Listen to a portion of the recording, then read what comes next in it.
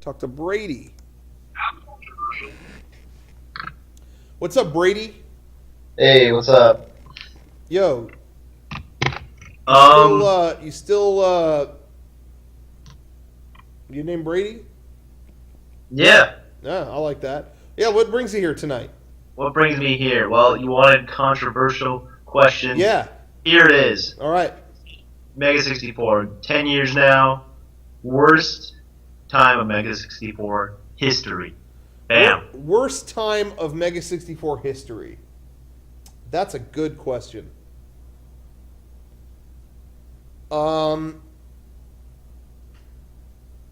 Yeah, honestly, like the late days of working.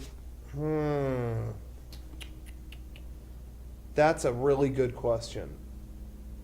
The late days of working for IGN. Just because we didn't know, it was like walking on eggshells. Nothing we were doing was getting approved.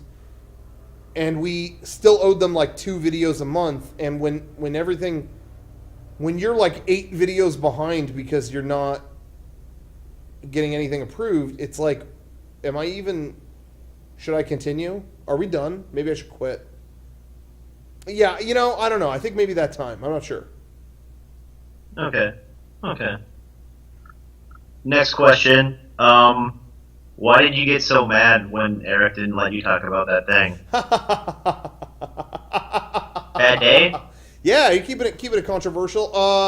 No, I didn't have much to say. I mean, I feel like on that podcast, everything's fine, but like on that podcast, I was already like getting annoyed because it was already like I tried to tell kind of a personal story at the beginning, and everyone called me a liar, and then I'm trying to talk about this other thing, it's getting interrupted, another thing's getting interrupted. And what I wanted to say about Star Trek wasn't even that big of a thing. It was just, I had this whole funny bit, this whole epiphany came to me in the new Star Trek. And I wanted to talk about that. And it was a big thing I had thought up. And then it was suddenly like, nope, don't talk about it. And then as soon as I was done, everyone else spoiled it way worse than what I was going to. So it was like, I don't know what to fucking say.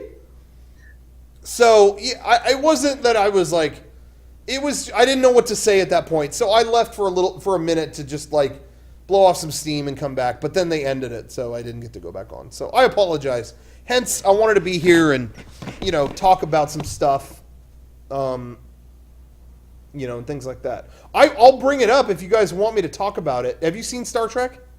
Yeah, I saw it. Okay, I'll bring it up right now then. What do you think about that? Should I bring it up? Yeah, go ahead, man. Okay, if anybody hasn't seen the new Star Trek, turn your speaker down, plug your ears. I'll wave my hands like this when I'm done spoiling it. Here we go. All I was going to say was that there's never been a movie before now that in this new movie they call up old Spock. And that's not even, I figured you would figure that was going to happen if you saw it. But they call up old Spock to deal with, I'm not even going to say who they're up against in the movie. I won't spoil that. But they ask, hey, have you ever dealt with this dude? And Spock goes, totally. We defeated this dude. But it was hard. So, but don't worry about it, blah, blah, blah. And I just thought to myself, there's never been a movie in history where people from the remake call up someone from the original. Like, that's never happened in film history. And in the moment, I was kind of like, they don't need to do this. This is not necessary. And I still do think that was not necessary. To call someone up and have them go, yeah, you could totally beat him. It's hard, but you could do it, is not a good story point to me. But it's Star Trek. Who cares? It's funny. It's campy. So I didn't really hold it against the movie. But the fact that they called up someone from the original was so funny, and then it turned into this comedy bit. As we left the movie, we were making jokes about like Johnny Depp's Willy Wonka calling Gene Wilder, "Hey, Mr. Wilder, I don't know what to do about these kids. Yo, this is Gene Wilder. Fuck those kids. You got to be real patient. But check out this kid named Charlie Bucket." it just turned into this whole thing about like people calling up someone from the original movie. That was all, and I thought it was funny. Yeah. I see people talking in the chat about how the new Star Trek was kind of blah. People keep bringing up Red Letter Media, but the fact of the matter is I don't even have anything against those guys, but I feel like everything from them is about how something is blah, and it's never things that I give a shit about. Personally, it's like really like I saw their thing about Prometheus, and it was like, why didn't they put helmets on in this one? And it's like, I don't care. I just don't. I don't care. So I don't care about the Star Trek thing. I'm not going to watch that. I don't have anything against those guys, but I thought the new Star Trek was awesome, and I don't need to see what was wrong with them dismantling a missile or whatever. Anyway, spoilers over. No, what do you think?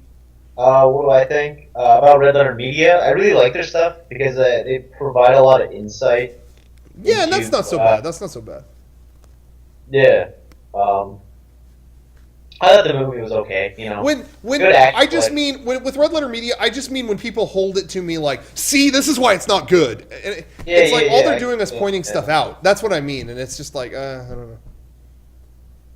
There's a lot of times where like I find something that totally agrees with me, but I don't want to just like link it to somebody and like this is how I feel. Yeah, exactly. I try to avoid doing that at all times. Yeah.